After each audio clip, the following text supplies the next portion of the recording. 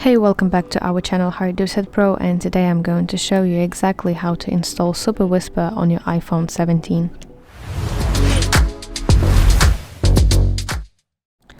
Okay, so let's go to my App Store application, and at the bottom side of my screen tap the searching bar and basically start typing Superwhisper until you see it from the search results. Then you want to find the icon of it. It looks like this. And tap Get button to start basically the installment process. So let's wait a little bit until it's installed.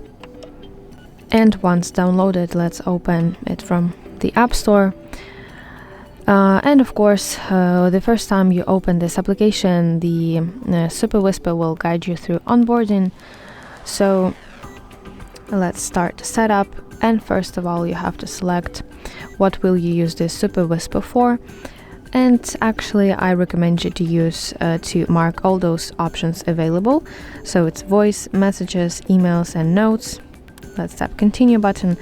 And of course, you have to allow microphone access so that Superwhisper can hear you.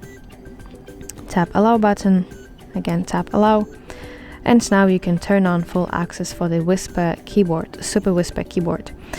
Let's go to my settings, go to keyboards option and move the slider to the right next to allow full access option.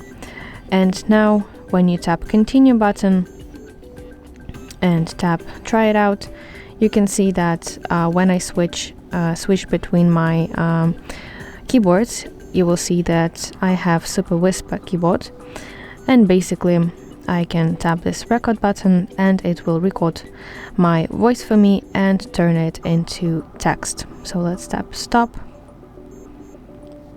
And now we can see that this is the words that I have just said.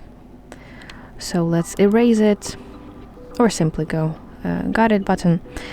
And basically let's try it out. When you set up, let's give it a test. So let's say something simple like, hello Superwhisper, this is a test. Let's stop recording.